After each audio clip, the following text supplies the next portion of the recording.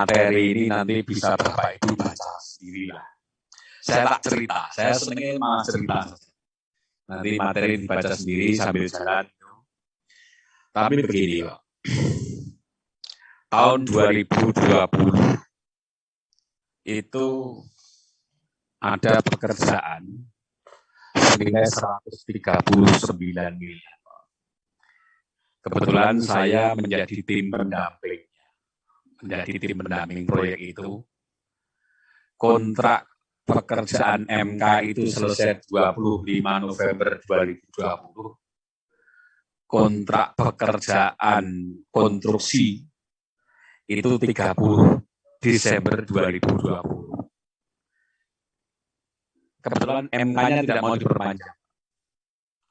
Jadi jeda terakhir 1 bulan terakhir tadi tidak ada pengawas. Karena tidak ada pengawas. Ini repotnya di sini, Pak. Jadi kontrak terakhir tadi tidak ada pengawas. Terus padahal itu termin terakhir. Dan pemborong pada masa kritis minta termin.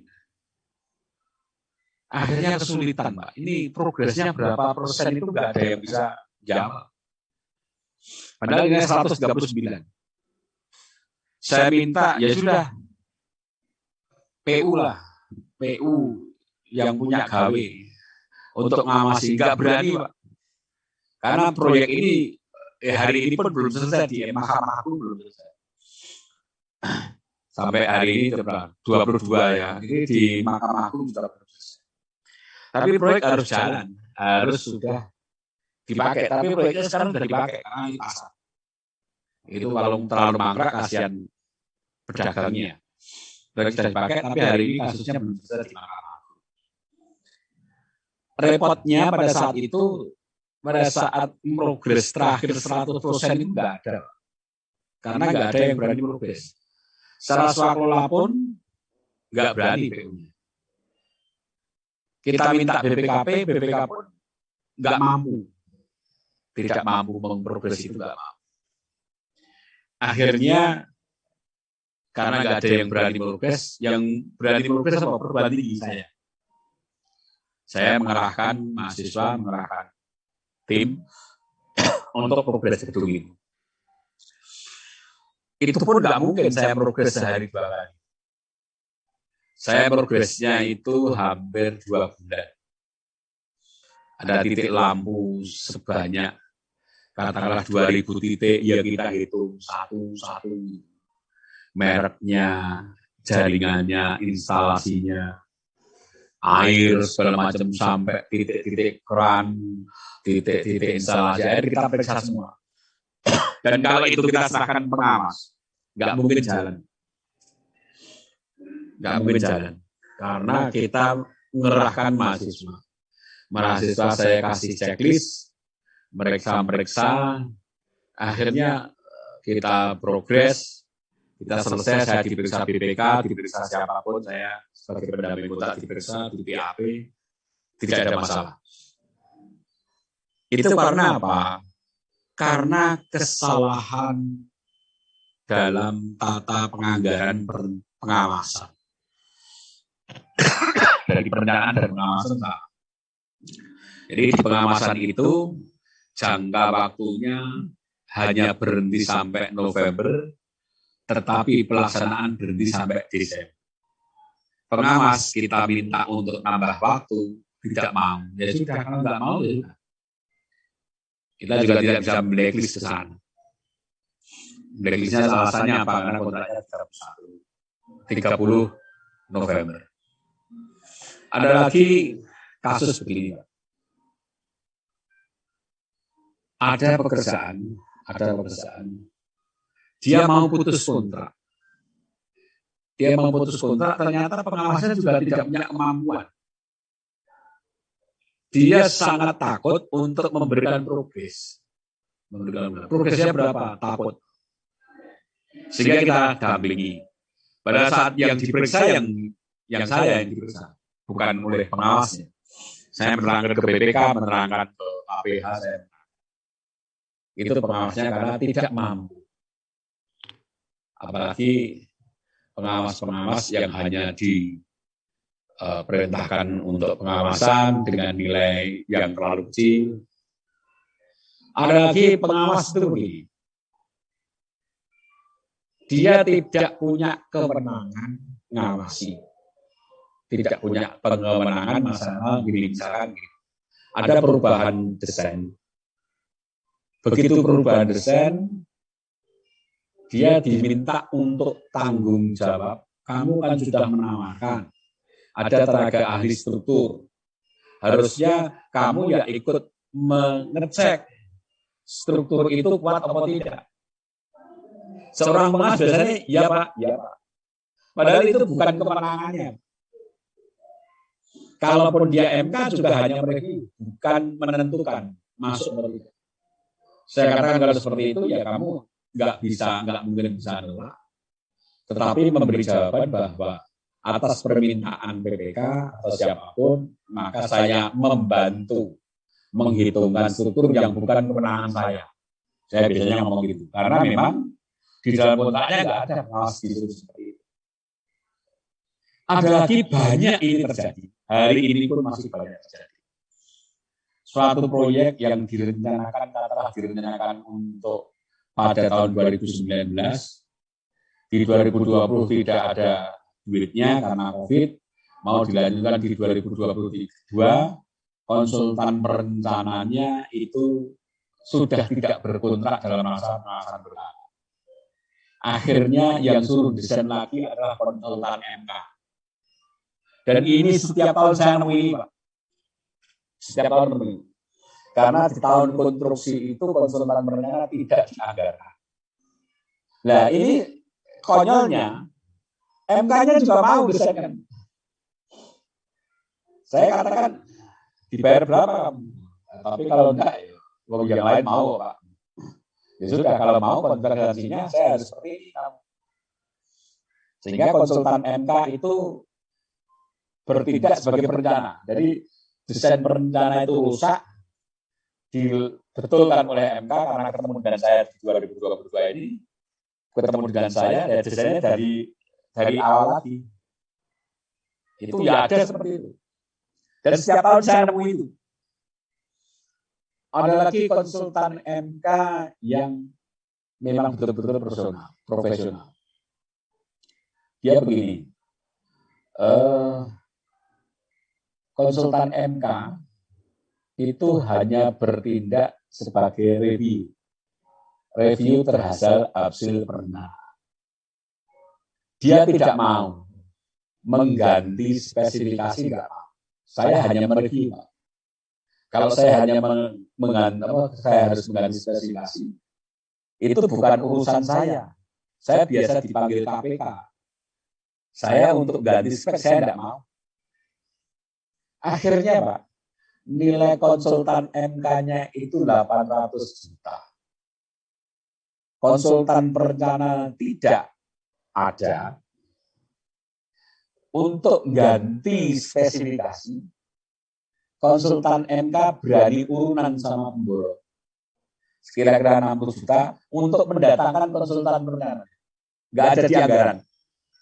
Itu konsultan MK yang betul-betul profesional. Dia suruh ganti spek, disuruh ganti peletakan saat itu peletakan pompa. Dia tidak mau. Saya nggak mau, Pak. Saya konsultan MK. Saya bukan konsultan perencana. MK itu hanya mereview. Review saya salah, saya suruh ganti, ya nggak mau. Yang ganti tetap perencanaannya. Itu yang profesional, konsultan profesional. Jadi ada juga konsultan pengawas, konsultan MK yang tidak profesional, maunya ikut BPK. Ini saya masih sidang, Pak. Masih sidang. Ini konsultan MK. Setiap rapat evaluasi dia hanya ngomong kepada pemborongnya supaya untuk menaikkan progres, supaya untuk mengejar progres. Tapi pemborongnya juga saya suruh mengejar progres bagaimana, desainnya nggak ada. Begitu saya datang ke sana, ya salah. Konsultan MK-nya ngapain oyak-oyak supaya pemborongnya segera progres. Karena apa? Desainnya nggak bisa diterapkan. Sampai hari ini PPK-nya dikasih SP1, SP2, SP3 oleh penyedia, diputus kontrak oleh penyedia, boleh. PPK itu diputus kontrak penyedia, mungkin Bapak Ibu baru dengar kali ini. Ini sekarang ada nih, PPK di SP1, SP2, SP3 oleh penyedia, akhirnya di blacklist, Dewan Prestasi oleh penyedia. Boleh tidak? Boleh. Karena yang tidak jelas desainnya. Ini hari ini masih sidang.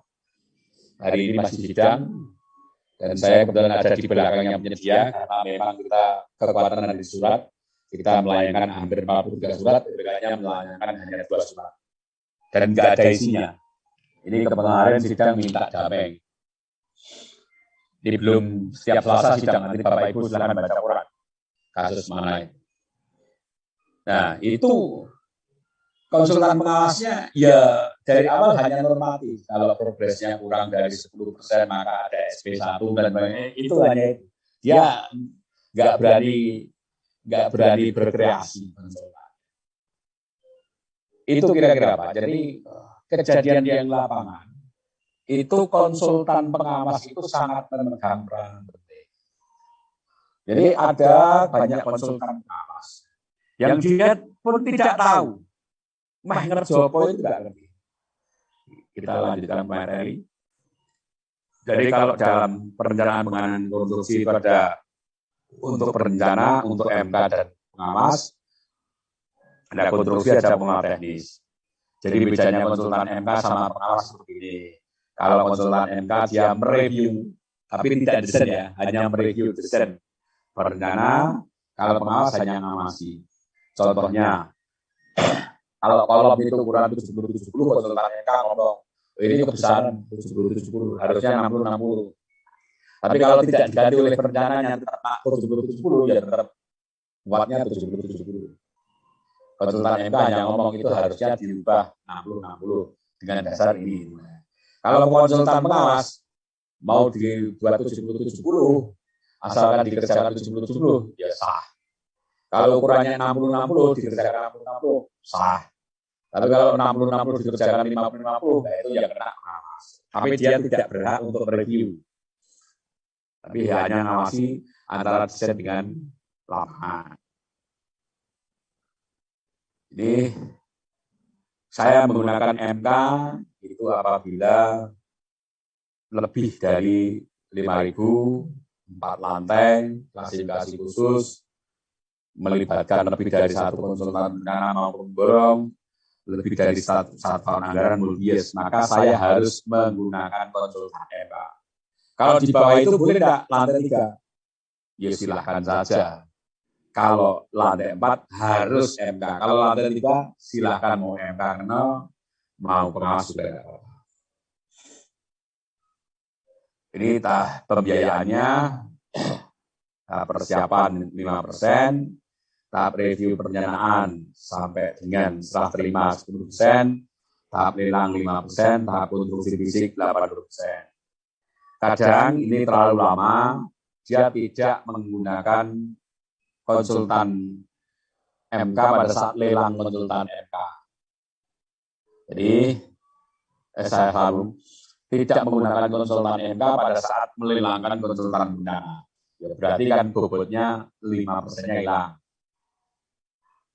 Kadang juga pada saat reviewnya berbarengan dengan pada saat konstruksi. Ya, berarti kalau itu dihitungnya 5%. Berarti 10% hilang. Nanti per bobot adalah 100/90. Silakan, ini mau dimulai kapan silakan. Duit tadi digunakan untuk honorarium dan sebagainya untuk diri PTP tadi.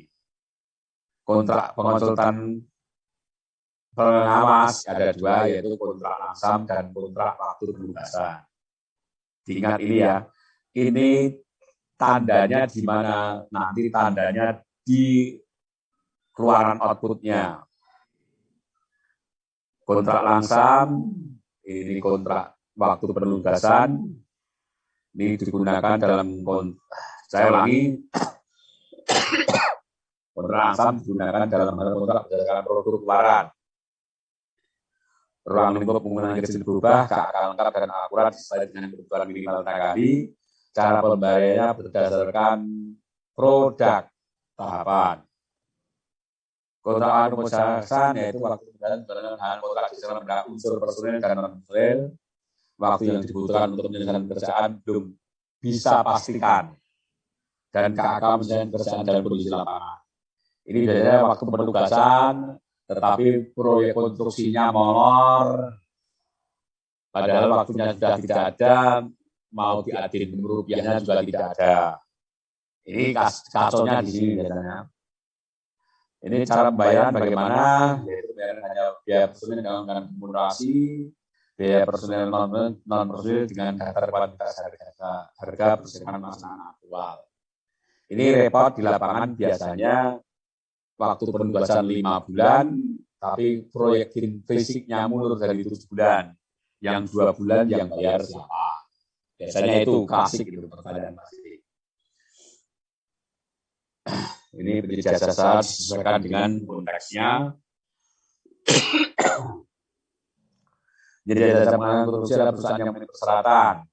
Jadi penanganan korupsi melaksanakan pengawasan pada tahap pelaksanaan korupsi. Jadi jasa pengawasan korupsi mulai bertugas sejak ditetapkan SPMK paling lambat 2 minggu. Ini bisa dibaca sendiri. Pengerjaan jasa pengawasan korupsi dalam pelaksanaan tugasnya bertanggung jawab secara kontraktual kepada kepala satuan pengawas dalam hal di daerah terdapat pelaksanaan, tidak terdapat perusahaan, maka dapat ditunjuk perusahaan yang memenuhi persyaratan dan bersedia dari daerah lain sesuai dengan ketentuan. Apabila terdapat penyedia jasa pengawasan korupsi di atas, maka fungsi tersebut dilakukan secara swakelola. Tapi dia bayar 60%. Jadi misalkan di daerah tertentu tidak ada konsultannya, ya sudah pakai dinas. SPC-nya ya 60%-nya. Penyedia pengawasan konstruksi digunakan untuk kegiatan pembangunan, kecuali untuk kegiatan yang harus menggunakan jasa manajemen konstruksi. Jadi yang lantai 4 tadi silakan. Pengadaan penyedia jasa pengawasan konstruksi harus berdasarkan pada peraturan tentang pengadaan barang jasa pemerintah.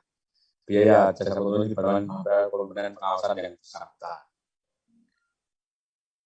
Ini kegiatannya yaitu memeriksa dan mempelajari dokumen untuk pelaksanaan konstruksi, mengawasi pemakaian bahan peralatan, metode pelaksanaan, mengawasi ketepatan waktu dan biaya pekerjaan konstruksi. Berarti dia nanti melaporkan progres. Yang B itu penting, melaporkan progresnya berapa, biaya berapa. Mengawasi pelaksanaan konstruksi dari kualitas, laju pencapaian volume, laju pencapaian, mengumpulkan data dan informasi lapangan untuk pekerjaan yang terjadi selama pelaksanaan. Ini pengawas konstruksi. Nanti berbeda dengan MK, manajemen konstruksi. Ini pengawas konstruksi. Ini di sini tidak ada mereview, tidak ada mengomentari desain, tapi dia hanya mencocokkan antara yang di dalam desain dengan yang dibicarakan. Menjalankan rapat-rapat secara berkala, membuat laporan mingguan, harian, bulanan, meneliti gambar soft drawing, dan gambar asbil drawing. Menyusun daftar cacat mutu dengan aktivitas pertama, mengawasi perbaikannya pengawasan perbedaan dan laporan akhir perusahaan. Menyusun data penggunaan progres, data pemeliharaan, AST 1 dan 2. Menyusun petunjuk pemeliharaan bangunan gedung. Membantu mengelola kegiatan menyusun dokumen pendaftaran, melakukan pemeriksaan dan menjalankan kelaikan fungsi bangunan sesuai dengan IMB dan membantu pengelola kegiatan dalam langkah menyiapkan SLF, sertifikat layak fungsi. Itu tadi konsultan pengawas. Sedangkan konsultan MK itu ini bisa dibaca sendiri. Nah, ini saya fungsi yang utama itu begini, yang saya kuning itu, melaksanakan pengendalian pada saat perancangan teknis dan pelaksanaan konstruksi, baik di tingkat program maupun di tingkat operasi. Jadi ini tugasnya MK itu tidak kecil tugasnya pengawas. MK itu mempunyai tugas yang terpenting adalah melaksanakan pengendalian. Jadi maju mundurnya proyek itu tergantung MK. Jadi kalau nanti Bapak Ibu menggunakan MK, itu Bapak Ibu lebih enak. Kalau sudah ada MK, bila terjadi kasus itu, di KPL APH, selama itu struktural, selama itu kasusnya benar dan sebagainya, itu yang bertanggung jawab MK. Cuma begini Pak, di beberapa kasus itu ternyata MK-nya itu juga tidak mampu masalahnya. Sudah dijadikan konsultan MK, tetapi secara manajerial mereka juga tidak mampu. Ya, ini yang repot. Padahal seorang PPK itu meng-hire MK. Harapannya yang mengendalikan seluruhnya. Tapi dalam perjalanannya MK-nya juga tidak mampu. PPK-nya manut pada MK. Maju mundurnya proyek tergantung MK. MK-nya brengsek, ya jadinya rusak. MK-nya nggak ada. Yang repot lagi kalau MK-nya titik material. Jadi titik di sana harus menggunakan ini, harus menggunakan ini. Misalkan pompa harus menggunakan green wash, cat harus menggunakan zotun, dan ini lift harus menggunakan pilar. Itu yang menentukan MK. Padahal di dokumen tender awal tidak ada. Ini menjadi repot kalau MK-nya bermain.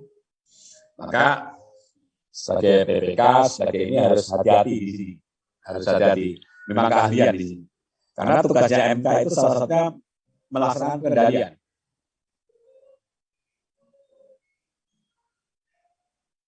Sama, ini sama dengan pengawas. Yang penting tadi,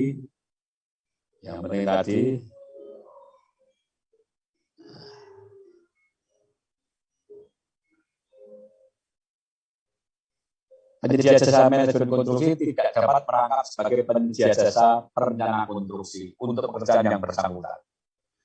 Kalau nilainya kecil, Bapak Ibu, konsultan perencananya Deltacon, konsultan pengawasnya Deltacon, nggak ada masalah. Tapi kalau pekerjaan gede, perencananya Deltacon, MK-nya tidak boleh Deltacon. Harus ganti kalau MK. Tapi kalau pengawas, perencana Deltacon, pengawasnya Deltacon, silakan, tidak ada masalah. Tapi kalau MK, antara perencana dengan MK harus berbeda.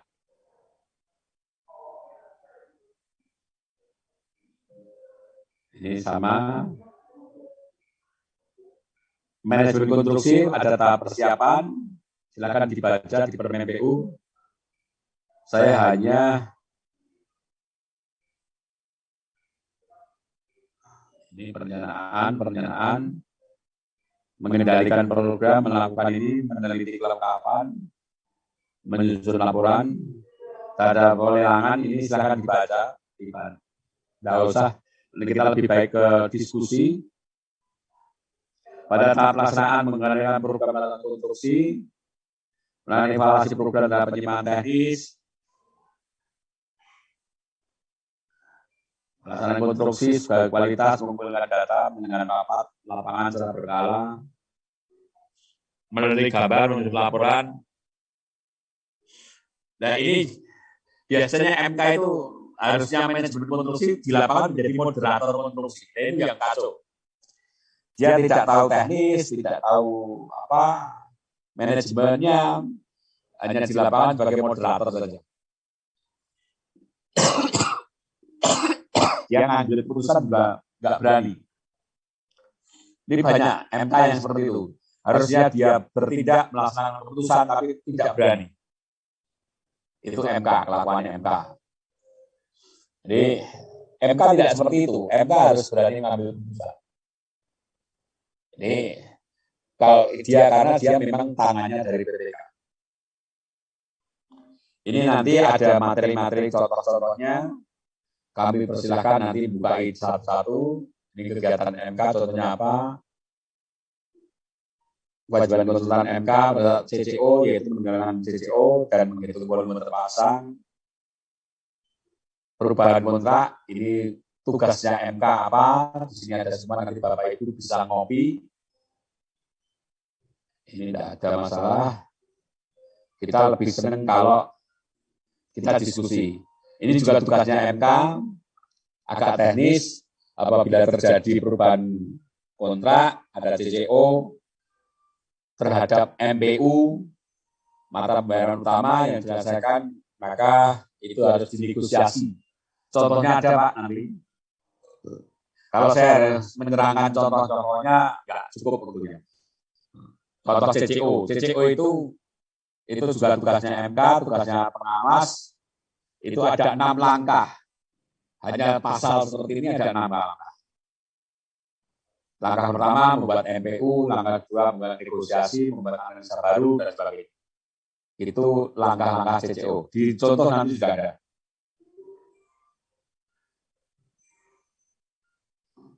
Nah, ini di contoh sudah ada. Ini Pak, contoh perhitungan CCO terdiri dari pembuatan draft MPU. Ini contoh perhitungan MPU.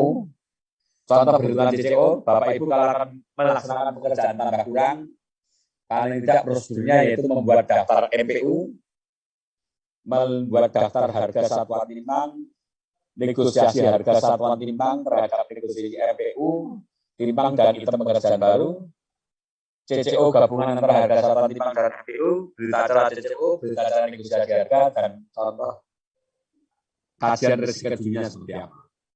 Ini satu kesatuan yang Bapak Ibu bisa dilihat.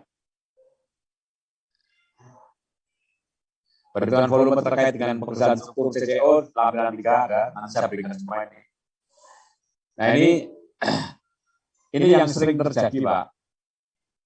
Kontraknya waktu penugasan. Tetapi RAB-nya nggak jelas. Ini sudah jelas ya. Biaya langsung personil silakan berapa gitu. Biaya sewa kantor satuannya berapa, harganya berapa, jumlahnya berapa, ini seperti RAB biasa. Biaya keuntungan profit, biaya umum, dengan biaya langsung personil. Jadi kalau non personil tidak ada keuntungannya, keuntungan kontraktor konsultan itu ada di biaya personil. Ini kalau waktu penugasan ya nanti berapa OB dan sebagainya. Ini satu kolom hilang. Nah ini berapa tenaga ahli, arsitektur 6 OB, tenaga ahli struktur 6 OB dan sebagainya. Nah, terus non personilnya pakai ini. Nah kalau kontrak langsam itu begini Pak. Jadi di dokumen langsam. Saya ngomong Pak ini konsultannya konsultan dengan kontrak langsam. Maka pertama kali saya lihat mana rincian RAB-nya. Ternyata rincian RAB-nya dibagi dua, biaya personil dan biaya non personil. Biaya personil memuat tenaga ahli arsitektur, tenaga ahli struktur 6 bulan, 2 bulan. Nah itu jatuhnya tidak langsam. Itu jatuhnya ya satuan dan penentu tugas. Padahal kalau kontrak langsam untuk konsultan, itu jatuhnya apa? Berupa dokumen. Saya kontrak langsam, nilainya 50 juta. Maka dokumen 1 kalau jadi saya hargai 10 juta. Dokumen 2 kalau jadi saya hargai 10 juta. Dokumen 3 kalau diserahkan saya hargai 10 juta. Dokumen UKL kalau jadi saya hargai 10 juta. Dokumen spek teknis dan sebagainya kalau jadi sekian. Total 50 juta. Kita bicaranya output. Kita bayar bicara output.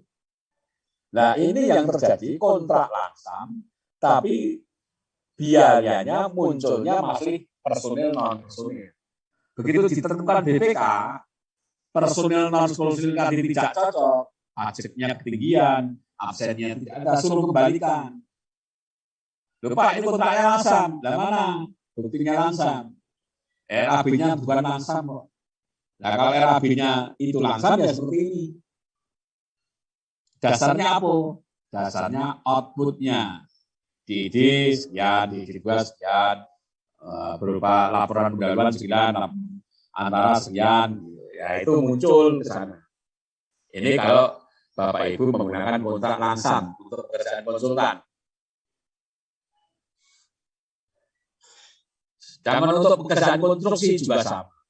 Kalau satuan, ya ini sama. Ini harus dipisah antara keuntungan dan memborong, keuntungan dan biaya umum, karena ini nanti dalam menghitung evaluasi wajaran harga. Kalau konstruksi langsam, seperti ini, outputnya apa? Pondasi 15%, sebagainya. Atap 20% dan sebagainya. Nah itu ke sana. Jadi dari awal memang kadang salah, kita kontrak langsam, tapi dalam perjalanannya kita menggunakan kontrak satuan. Oke, gitu, saya lebih senang nanti kita diskusi. Terima kasih Pak, monggo Pak. Oke, kita diskusi saja.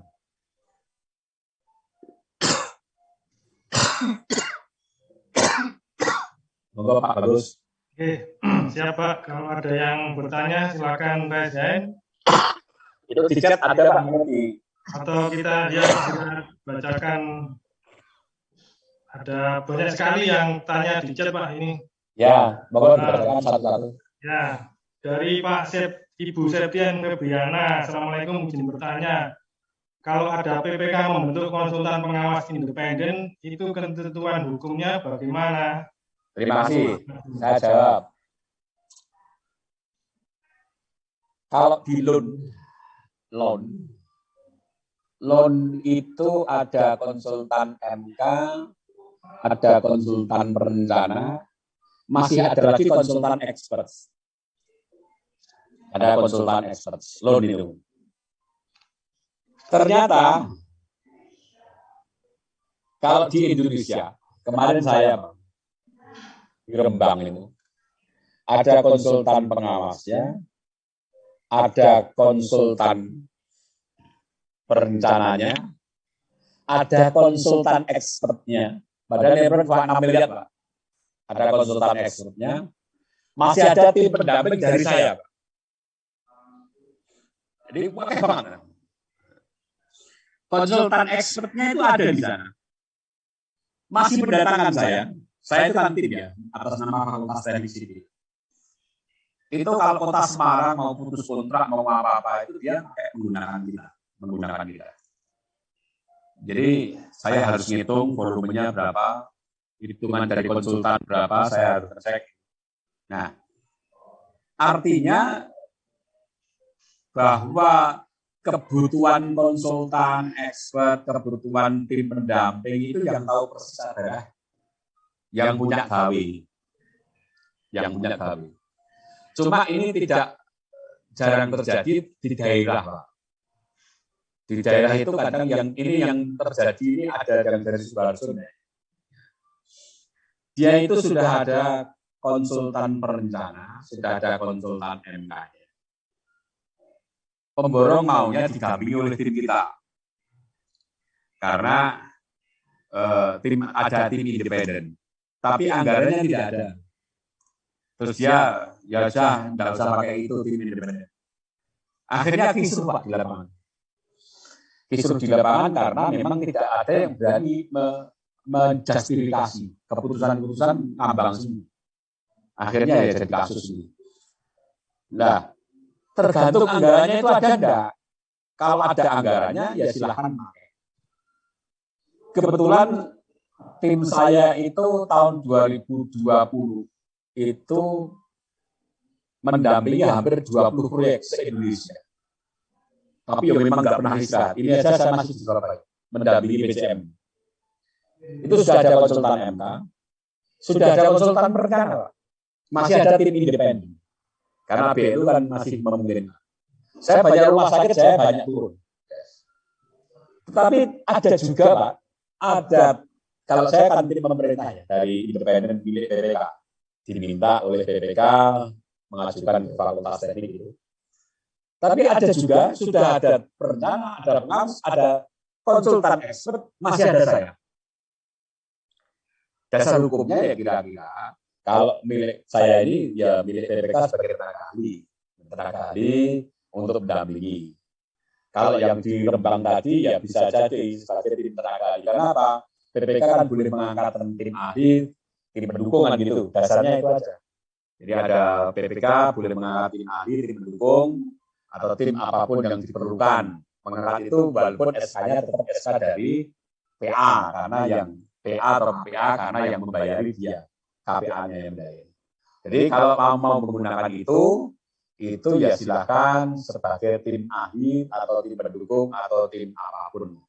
Tim ahli. Kalau saya biasanya jadi tim ahli di sini. Di beberapa tahun jadi tim ahli. Ini sudah terjadwal, ini PCM 2 hari, besok PCM di Klaten ada 6 proyek, terus bablas lagi ke Ambon, Buton, sama ke bablas ke nggak pernah istirahat. Itu hanya sebagai mendampingi. Jadi dasar hukumnya PPK berhak untuk mengangkat tim ahli atau tim pendukung. Itu Pak, kira-kira Pak bagus ya.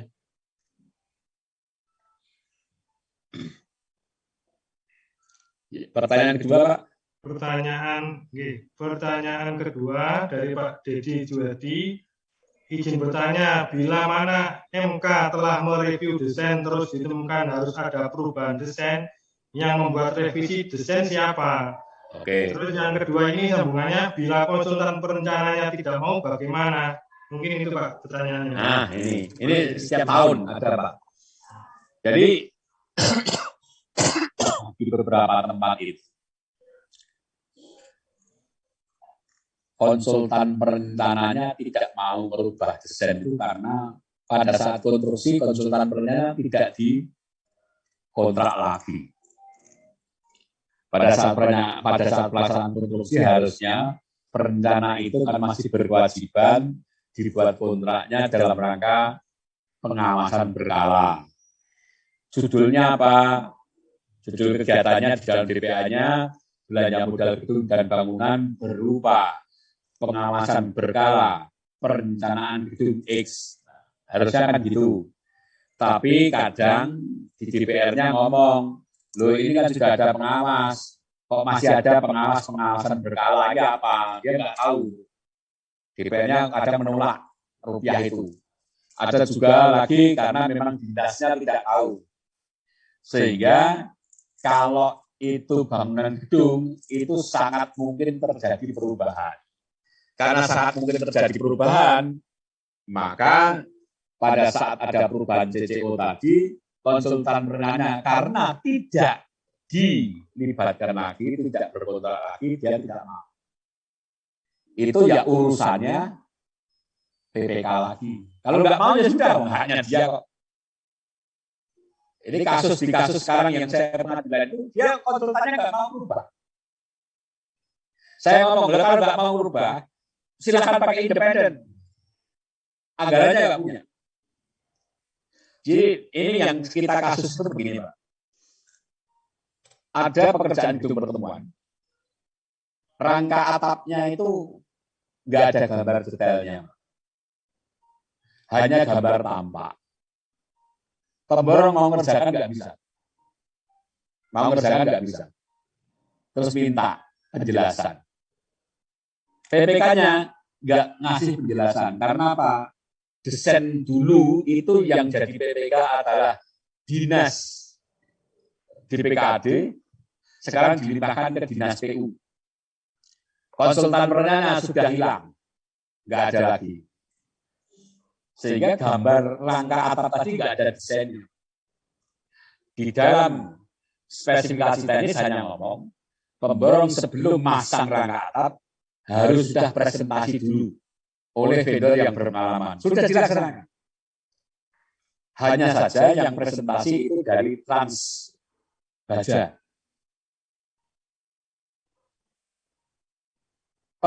Perencananya diminta, desainnya tidak ngasih. saya akan ngasih kamu kalau kamu sudah bayar uang muka.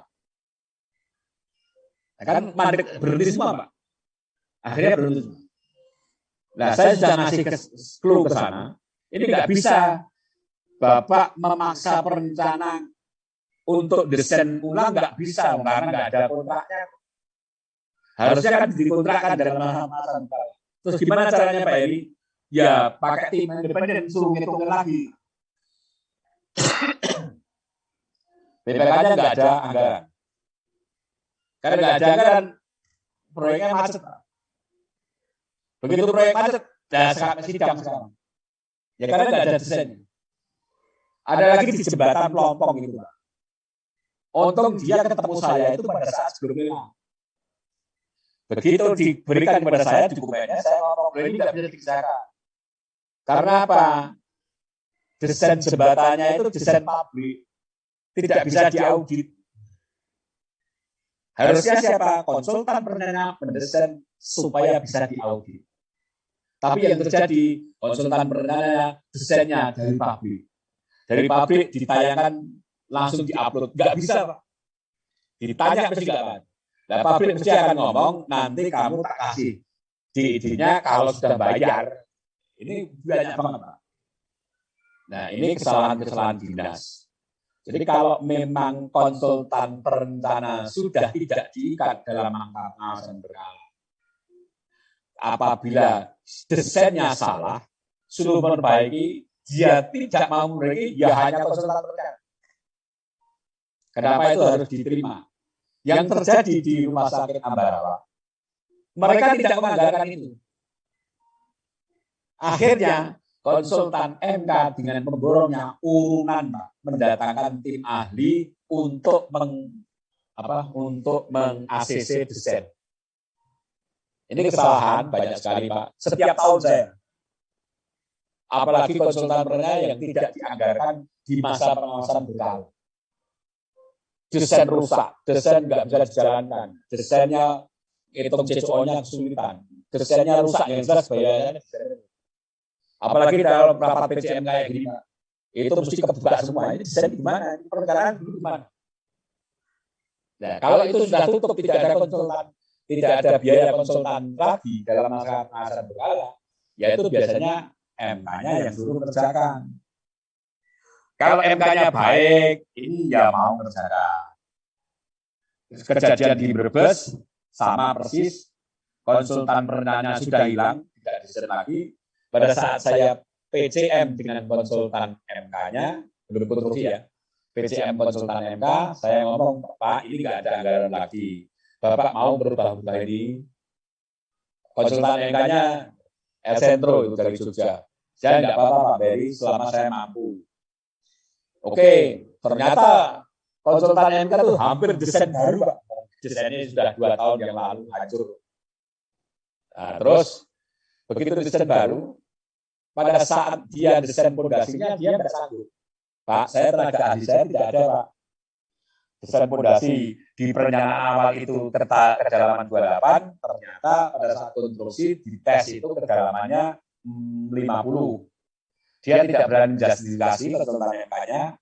Akhirnya menggunakan tim ahli, tim independen dari kita rapat dari hasil sondir, borlog, kita tetapkan semua kedalaman menjadi 50 meter. Dibayar apa? Dibayar swakelola. Dibayar swakelola karena tenaga ahli desain yang menjustifikasi itu. Konsultan MK-nya tidak mampu. Nah, ada lagi proyek desain 2017, Pak, di Jakarta sana. Begitu mau ditenderkan, Pak, itu desainnya menggunakan kaca nako, menggunakan keramik, dan jadi desainnya desain lama. Konsultan perencananya kita undang. Iki konsultanmu, ini desainmu, produkmu itu terlalu lama, nggak bisa dijalankan. Kamu gimana ini suruh betulin? Dia nggak mau, Pak. Saya nggak mau kan, sudah nggak ada kontrak dengan saya. Lagi betulin gimana? Saya mau betulin kalau dibayar 400. Nah, kalau 400 setengah. Akhirnya apa, Pak? Akhirnya dia nggak betulin, mau. Akhirnya siapa? Yang betulin itu tim independen, Pak. Ya tim kita. Dibayar berapa? Selalu. Ya karena memang konsultan pengawasnya, perencanaannya dulu desain diterima itu nggak pernah dikoreksi. Jadi Bapak Ibu itu sebagai PPK. Itu biasanya kalau konsultan perencana itu numpuk produk, ya wah bagus, halamannya banyak. Tapi dilelangkan nggak bisa. Itu kelemahan dari semua dinas kayak gitu. Entah PU, entah itu dinas-dinas kabupaten kota, semuanya. Jadi desain dari konsultan perencana tadi diterima, tapi dicake di lapangan nggak bisa. Nah, tugas kita itu biasanya mereview, menerjemahkan gambar dengan audit. Nah, kalau dia memang itu pekerjaannya diterima, dalam pelaksanaan konsultan perencanaannya tidak dianggarkan lagi dalam masa berkala, ya hasilnya jadinya rusak. Kalau dia menolak, ya silakan. Tapi yang repot kita. Itu Pak jawabannya Pak. Jadi saya setiap tahun nemui kayak gini, kalau ditanya itu ya aku gitu Pak. Terima kasih Pak, jawabannya sangat jelas sekali. Tadi sempat ini Pak dikatakan bahwa dibayar kelola tim independen itu maksudnya bagaimana Pak? Pada honor atau? Ya bro, tergantung independen dari mana. Jadi kalau ini yang kasus-kasus tadi, karena itu harus segera dihilangkan, segera ini yang cek tidak ada, maka biasanya minta bantuan ke kita. Minta bantuan ke kita, karena saya jurusan sipil, ya sudah kita hitungkan sebentar, kita paling dikasih honor PNS. Tapi kan belum tentu, kita juga khawatirnya kayak belum tentu mau. Apalagi kalau jauh-jauh, ya saya tidak mungkin mau. Ini ada senjawar juga ada. Itu juga dengan kita. Senjawar. Nah itu jauh. Saya mau ke sana. Ini sudah ada yang rehan Pak. Pak Suyanto, ada yang rehan Pak Eko Suyanto, monggo kami berikan kesempatan. Terima kasih Pak Heri. Saya ingin bertanya ini. Tadi salah satu peran konsultan pengawas itu disebutkan membantu menyiapkan kelengkapan dokumen SLF, Pak Heri. Ya. Nah ini untuk menuju persiapan dokumen SLF ini, apakah ada kualifikasi personil tertentu, ahli tertentu yang misalnya memang fokus ke SLF tersebut.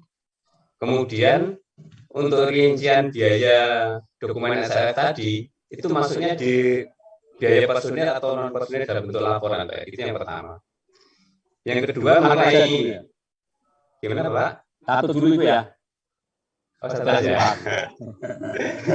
Iya Pak, moga Pak. Ya. Jadi konsultan pengawas itu hanya membantu penyiapan dokumen, tidak ngurus. Hanya membantu penyiapan dokumen. Hasil dirinya seperti apa, ininya seperti apa. Hanya membantu itu. Jadi tidak ngurus dokumen, yang ngurus dokumen ya dari dinasnya masing-masing. Sehingga kalau hanya membantu, tidak perlu ada kualifikasi khusus. Hanya membantu. Terus misalkan itu apa? Dalam bentuk kajian teknis itu atau gimana Pak untuk dokumen yang dimaksud Pak? Jadi begini, pada saat pengajuan SLF itu, sertifikat layak uji, ini yang uji kan biasanya kan apa dari dinas ya yang uji. Iya. Jadi tergantung dinasnya mau mintanya apa kajian teknis dan sebagainya. Tetapi kalau mau kajian teknis sampai sana silakan. Jadi bukan kewajiban, dia hanya membantu. Bukan kewajiban, hanya membantu. Tapi kalau ini ya direbuk dengan pengawasnya, kalau mau sampai kajian teknis, karena itu copy paste biasanya tidak ada masalah. Tidak ada masalah. Jadi silakan, kalau mau ke sana silakan. Tapi sifatnya membantu, bukan kewajiban. Mandatori gitu. Kalau biayanya masuk di biaya personil Pak ya? Saya tidak pernah itu Pak. Oh gitu. Tidak pernah. Enggak. Karena itu nanti di luar kontrak. Kontraknya katakanlah 6 bulan 31 Desember selesai, SLF itu mandatori di luar itu. Biasanya di luar itu, setelah itu. Oh siap. Ya, jadi kalau masuk muncul di biaya, nanti dari kesulitan. Oh siap. Iya Pak, itu yang lanjut tadi Pak, masalah tata cara pembayaran konsultan pengawas tadi. Ya. Itu kan dibayar 90% saat pekerjaan selesai dan 10% selama pemeliharaan. Ini kami agak bingung. Maksudnya kalau di retensi 10% itu kemungkinan akan menjadi lintas tahun. Sedangkan kalau dituntut jaminan itu kan tidak dituntut jaminan Pak. Kira-kira gimana Pak menurut itu? kalau retensi itu biasanya kalau saya BLU atau BLB bisa, Pak. Tapi kalau APBN, APBD kesulitan. Makanya ya pakai jaminan. Jaminannya hanya garansi biasa, Pak. Garansi biasa, jadi nanti dibayar 100%, dia menyerahkan jaminan 10% juga. 10% Ya, siap. kayak biasanya itu. Kira kalau dibayar retensi enggak kesulitan, APBD kesulitan. Siap. Ya, Pak Eri, sementara cukup Pak Eri, Agus pun informasinya dan penjelasannya.